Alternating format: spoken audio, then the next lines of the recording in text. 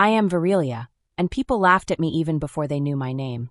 My own dad introduced me to a room full of people like I was a joke. For many years, I told myself he was just clumsy, or that I was too sensitive. I thought maybe calling me ugly or lazy was just his way of teasing me. But one night, he did it on a live microphone with everyone looking at us, and something inside me finally woke up. I remember feeling my cheeks get hot before I even remembered the words he said. One moment, I was just another guest at my child's wedding, trying to be small and invisible. And the next, I was standing under a spotlight made of people's eyes and quiet laughter. I could feel all the things I had ever worried about piling on my shoulders at once. My dad had spent years making me feel small, and now it all collapsed into that one awful introduction. What made it worse was that I thought I was safe that day.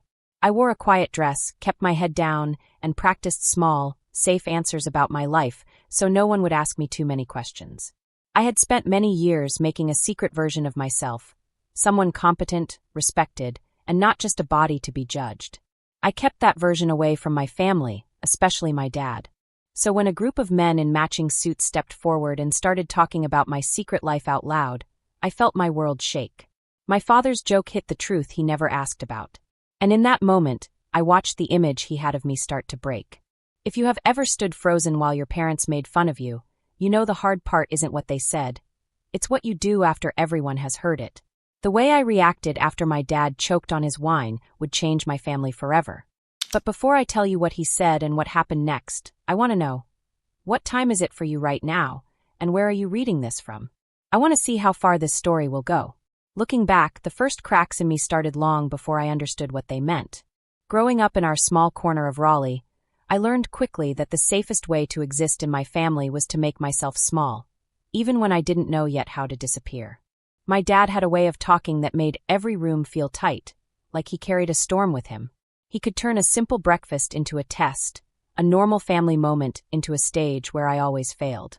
I felt shaped by a man who thought putting me down was helping me. My mom moved carefully through those years like walking on a balance beam. She loved quietly and worried a lot, but she stayed out of fights because she didn't want to get hurt by his temper. My brother, on the other hand, floated above it all easily. He fit the kind of son my dad liked, confident and loud, and seeing him praised only made me feel smaller. I remember feeling watched even before I had words for it. I could feel eyes measuring me when I walked into the kitchen, and the way my body seemed to invite comments. I learned to expect criticism before it came, bracing myself like you do before a cold wind. Over time, expecting trouble felt like reality. I didn't even need to hear the words to feel the hurt. Those years taught me that being quiet could protect me, but also trap me. I kept my thoughts inside, thinking being invisible might keep me safe. I learned to eat fast, answer shortly, and step aside so others wouldn't bump into me. It became a habit I didn't question, a way of living built into my bones. My dad didn't notice the harm he caused with his words. He just kept acting like he was always in charge. He never saw me holding my breath when he entered a room. As I got older, life at home became more predictable, but not less tiring. My mom gave small comforts, like a quiet hand squeeze or a glance, but it didn't undo the damage inside me. My brother didn't understand the tight feeling in my chest, or the way I counted minutes until I could be alone. I never blamed him. He had simply grown up under an easier sky. What scared me most was how easily I accepted being small. I believed I deserved to be judged, that my value came from how little space I took. I didn't have the words to question it. All I knew was the quiet ache of wanting a life where I wasn't a target. Even now, when I think of those years, I remember feelings more than events. The heaviness in my stomach when footsteps came. The calm I forced myself into when I sensed a mean remark. The quiet pride when I managed not to react. Those instincts became how I moved through the world. By the time I knew I needed to escape, bracing for impact felt as natural as breathing. Growing up and leaving home gave me my first chance to breathe. Leaving felt like slipping out of a shell that had become too tight. I didn't have a big plan or a clear dream. I just needed distance from the version of me shaped by constant judgment. When I signed up for the Air Force, it wasn't courage. It was just wanting a place where I could exist without fear. Boot camp was shocking. The strict rules, the structure, and the fast pace felt unnatural at first. But strangely, I liked that it was fair. Everyone was being pushed and tested equally, not singled out. We were measured by effort, not appearance. That fairness felt freeing. Over the weeks, I discovered parts of myself I didn't know. I learned I could push through tiredness. My voice mattered when I spoke, and people listened without questioning me. The confidence I never had before started growing slowly. When I got chosen for logistics training, I felt a shift inside me, like my inner compass finally worked. Logistics training was hard but showed me strengths hidden under years of self-doubt. I learned to plan under pressure, think ahead, and organize people. Leadership felt natural when I wasn't shrinking away. Each task finished and each test passed added another layer to the identity I was building. One that had nothing to do with the girl who used to flinch at footsteps. My career moved forward. People respected me for my work, not my body. I led teams, coordinated operations, and found a sense of belonging I had never felt before. For the first time, the world showed me a version of myself that was capable and reliable. That reflection guided me. Marriage came during big changes in my life. I met someone who seemed to understand how exhausting life could be. We built something that felt strong at first, a quiet partnership between two people with busy lives. But as months passed, the foundation shook under pressures we couldn't explain, and soon, the distance between us became clear. When my son was born, everything else fell into clarity. Caring for him anchored my life. Even as my marriage ended, I felt determination, not to prove myself, but to give him a childhood different from mine. Returning to Raleigh as a single mother wasn't easy, but I had resilience. The Air Force gave me a language for strength, a sense of discipline, and an identity that didn't depend on avoiding shame. By the time I settled into our small home and learned the rhythm of raising a child alone, I knew I had entered a chapter one made on my own. Life became steadier once my son started finding his place in the world. Watching him grow gave me reassurance I hadn't expected. Every morning, I woke up to his small voice, sometimes calling me before the sun even rose. I watched him eat breakfast, tie his shoes, and get ready for school. The tiny routines that might seem ordinary to others felt like victories to me. I was building stability, and I was learning to trust that my life could be gentle and safe. I taught him words like kindness and brave, but I also taught him to notice his own feelings, to be honest about what hurt him, and to understand that his body and mind were his own. I noticed little things about myself too. I stopped shrinking when someone looked at me. I allowed myself to sit in the room fully, to stretch my arms, to take space without apology. For years, I had hidden behind my silence, and now I felt it was okay to be seen. Each small moment of self-trust added another layer to my confidence. I laughed more freely, spoke more openly, and even when I made mistakes, I didn't feel crushed. Mistakes were just part of learning, not proof that I was small or useless. Sometimes, memories of my father's jokes crept in. When they did, I felt the old heat in my cheeks, the old fear trying to take over. But now I could name it. I could tell myself, that was then. This is now. You are not that little girl anymore. And slowly, those old memories lost their power over me. They became stories of the past, not rules for my present. I learned to let others see me in ways I never allowed before. I let friends into my home, let them hear my laughter and see my tired mornings. I let colleagues notice my successes without hiding them. I didn't need to disappear anymore. The years of bracing, hiding, and fearing had built something strong inside me. A strength that came from knowing who I was, even when the world had once tried to tell me I was small. Life was not perfect, of course. There were hard days when I felt overwhelmed, when the responsibilities of work, parenting, and living seemed too heavy. But each time, I remembered that I had survived worse. I had learned to navigate storms, and I had built resilience from the ground up. I knew that I could face challenges with patience, effort, and self-respect. Through all of this, my son became my mirror. Watching him explore the world, make mistakes, and grow taught me about courage, curiosity, and joy. His small hands holding mine reminded me that love could be steady, consistent, and grounding. His questions, his laughter, and even his tears made me see life in colors I hadn't noticed when I was just trying to survive. I was no longer just protecting myself. I was shaping a world for him, one where he could be free from fear, free to take up space, and free to grow. Even now, when I think of the little girl who flinched at footsteps and hid her thoughts, I see her with tenderness. She was brave in ways I didn't know to recognize at the time. Every year, every struggle, every small victory had carried me here. To a life where I could be seen, respected, and loved, not just by others, but by myself. And knowing that I could build that life from pieces of courage and hope is the most powerful lesson I could carry forward. It felt like every new thing my son did was proof that I had changed some of the bad habits I used to have. Every little step he took seemed to remind me that I had grown too.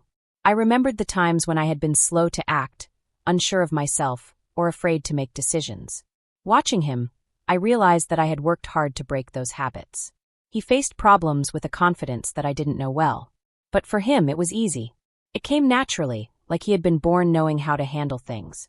I could see a little bit of myself in the way he organized his responsibilities and stayed disciplined. Yet he didn't have the hesitation or fear that had sometimes held me back for so long. When he moved into his first apartment near downtown Raleigh, the house felt quieter than it had before. At first, I wasn't sure how to feel about it. I was used to a house full of noise, or at least the sound of life moving around me. But this quiet was different. It didn't feel heavy or lonely anymore.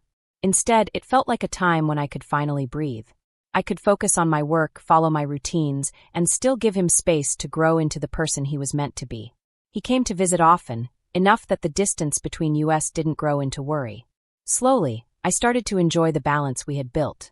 I was proud to see him start this new chapter, while also having room for myself. He met Leora at a workshop he went to for a project he was leading. At first, their connection was quiet and easy to miss. It wasn't loud or obvious. It slipped into his conversations like it was a small note in a big song. But over time, I got to know her better. She had a calm confidence, the kind of quiet strength that makes you feel safe around someone. She asked thoughtful questions, listened carefully, and understood things quickly. What surprised me most was how naturally she treated people with kindness. It wasn't a show or a performance. It was just who she was. Watching my son like someone so kind and steady made me feel warm inside. It was a feeling I couldn't name at first, but it made my chest feel full in a gentle way. Meeting her family added another layer to the experience. They carried themselves with calm and polite manners. They didn't act proud or look down on anyone. Even though they had grown up very differently from me, they were careful with their words and observed how people acted around them. I felt very aware of how I stood, how I spoke, and how I moved. They never made me feel unwelcome, but I noticed that I felt the quiet pressure of being observed. It reminded me that no matter how far I had come in my life, the urge to shrink or hide could still appear without warning. When my son got engaged, the wedding preparations started quickly. The venue they chose was a beautiful hall downtown. Everything inside it sparkled under soft lights, and every corner looked like it had been carefully arranged. Thinking about going there as the groom's mother made me feel both proud and nervous. I was proud of my son and the man he had grown into, but I was also aware that weddings bring a lot of attention. I had spent most of my life trying to avoid being noticed too much, and now, suddenly I couldn't avoid it. The planning meetings, dress fittings, and discussions about where people would sit all went smoothly. But I still felt the pressure growing inside me. Part of it was because this event was big and important, but another part came from knowing that my father would be there. I hadn't seen him in years. We had quietly agreed to stay apart, a sort of unspoken distance that kept both of us safe. But the thought of seeing him again made something old stir inside me, a part of me that remembered how uncomfortable his presence could make me feel. I tried to prepare myself, not for an argument, but for the possibility of feeling exposed or small again. Even though I had accomplished so much in my life, there was still a fragile part of me that remembered how easily he could make me feel unsteady. As the wedding day approached, I felt a mix of calm and tension running through me. I had done my best to get ready. I chose a dress that made me feel steady, confident, and comfortable rather than flashy or noticeable.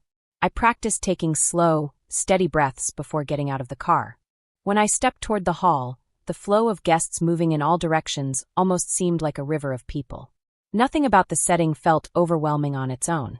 But the thought that my father was somewhere inside the hall pressed on my chest like a weight. I wanted the focus to stay on my son and the life he was beginning with Leora. That thought guided each step I took as I walked inside. The hall was full of people moving in small groups, greeting each other warmly. I moved quietly among them, nodding politely, smiling a little, and observing. I stayed on the edges of the activity, happy to watch and be present without drawing too much attention. Seeing my son calm, composed, and ready for the big day gave me a sense of strength. I reminded myself that my presence mattered to him. That alone made me determined to stay steady, no matter what might happen. Soon I noticed a change in the room. There was a shift in the energy that happens when someone enters who naturally draws attention. I didn't even need to turn around to know that my father had arrived. His energy carried a weight that I had spent years trying to forget. I felt the awareness spread quietly, but immediately through my body. I hoped he would stay busy with other guests, but I knew that in a setting like this, it was impossible to completely avoid him. Eventually, he moved closer to where I was standing. I felt him before he even reached me. His presence made the air seem heavier, as if everyone was holding their breath, waiting to see what he would do. He had always loved those moments, the chance to command attention without trying. What happened next was fast, too fast for my mind to keep up. Without hesitation, he inserted himself into the conversation near me. I was pushed into the center of attention before I could step back or redirect the focus. He introduced me in a way meant to amuse, not to explain. In an instant, I felt small, like I was just a sideshow for others to watch. The people around us laughed awkwardly, not because it was funny, but because it was uncomfortable. Their eyes flicked to me, unsure how to react, and I felt my chest heat up. For a moment, I couldn't move.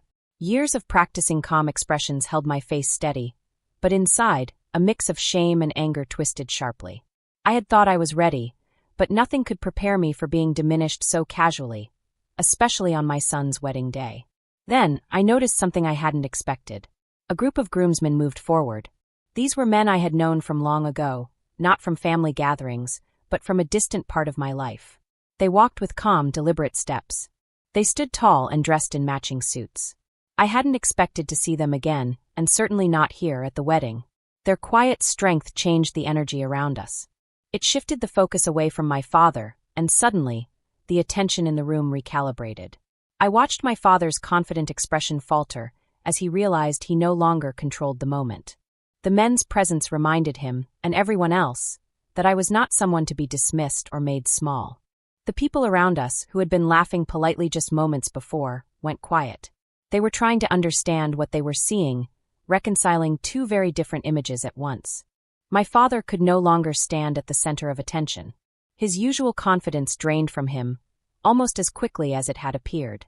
I felt eyes on me, but this time it wasn't curiosity or pity. It was a quiet respect. I didn't speak or move at first. I needed a moment to collect myself and steady my thoughts. The groomsmen standing nearby gave me a buffer I hadn't realized I needed. Their calm and quiet authority reminded me of the respect I deserved, even in settings involving my family. Slowly, I felt something inside me loosen. It wasn't that everything was resolved. The past wasn't erased. But for the first time in a long while, I realized that I no longer had to hide who I truly was.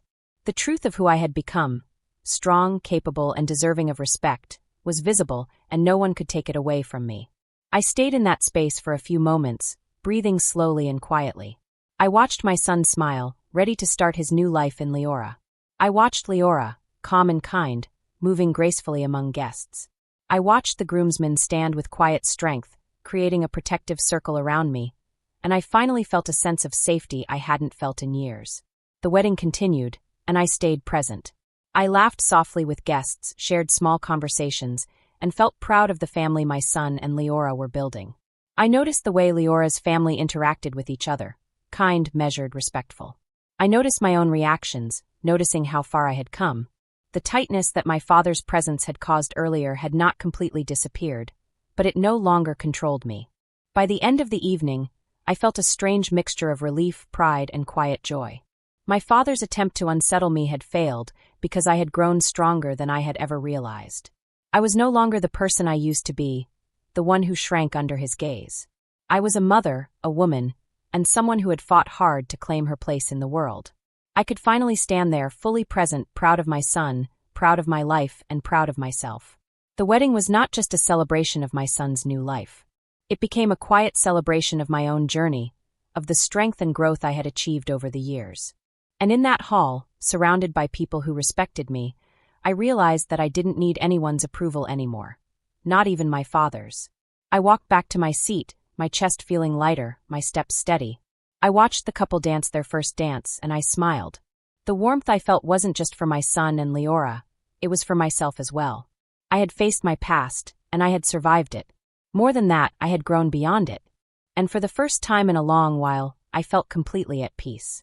As people started talking again around me, I noticed that they were acting a little differently than before.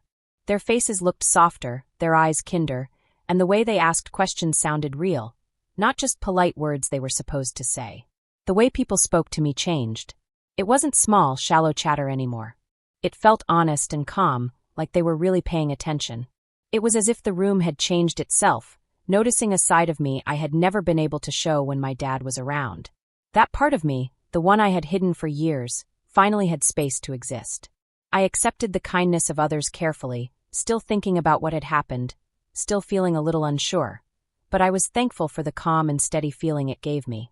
During a quiet moment in the party, my son came to find me. I could see so many feelings in his face, all mixed together. There was pride, surprise, protectiveness, and maybe even a little worry. I couldn't understand all of them at once, but I could feel how much he had grown. He had grown beyond the shadows of the past that I had lived in. I didn't need to explain anything to him. Over the years, we had built a quiet understanding, one small moment at a time. That understanding was still strong now. He didn't ask questions, he didn't demand explanations. He just stayed with me, and his presence alone made me feel calm and steady. Throughout the evening, I tried to keep my conversations calm and gentle. I congratulated the newly married couple, thanked the people who came up to me with kindness, and stayed away from anything that could start trouble. My father stayed on the other side of the hall. He was surrounded by people who didn't seem interested in him anymore. He avoided looking at me, and it didn't feel like an accident. I think he knew he wasn't ready to face me, and maybe he never would be. I didn't go to him. I didn't need to give him another chance to make me feel small or hurt again. Things between us had already changed, and I could feel it quietly settling into the space between us. As the night went on and the party slowly ended, I felt something inside me become clear. It wasn't happiness, and it wasn't victory. It was just a quiet knowing that something had ended, and I didn't need to fix it or explain it. When it was time to leave, I didn't draw attention to myself.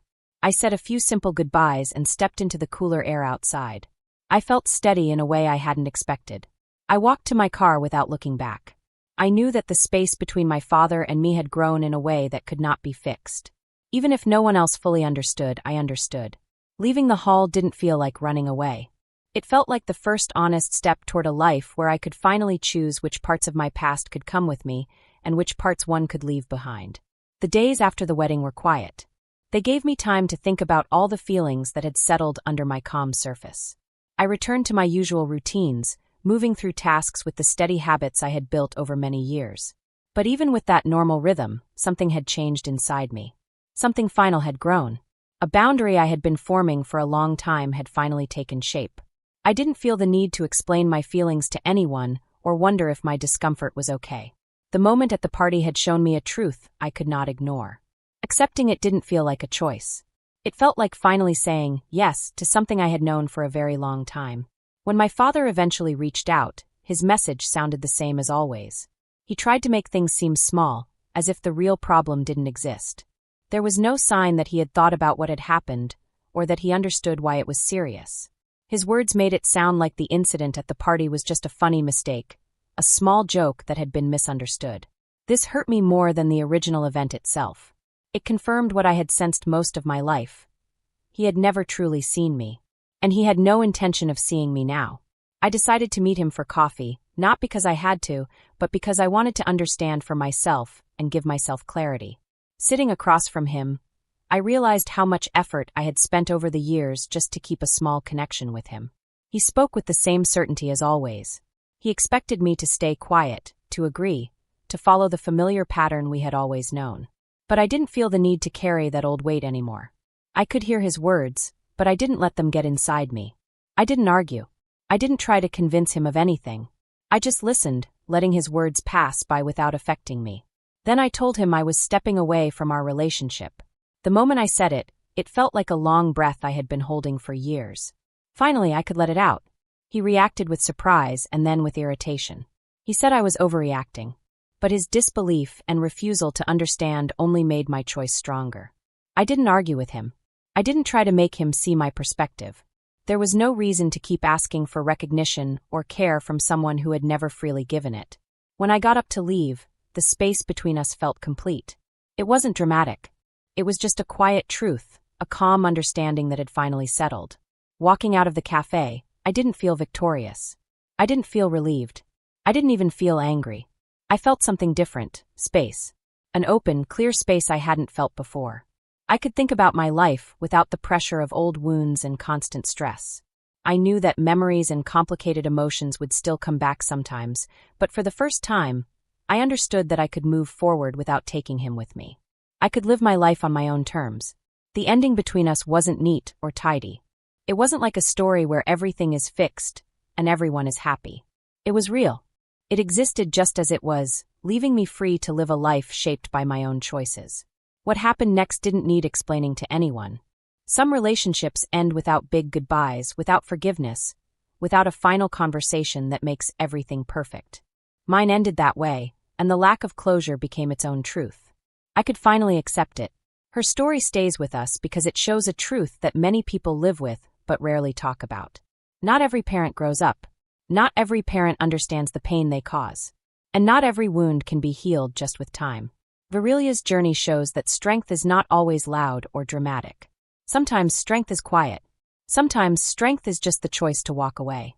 Sometimes it is the recognition that dignity and self-respect are more important than tradition or expectation. And sometimes, strength is the understanding that we can reclaim our self-respect at any age, no matter how long it has been held away from us. Virelia's story is important because it teaches that life can be lived on your own terms. That even when people hurt you, even when they fail to see you or understand you, you still have the power to make choices for yourself.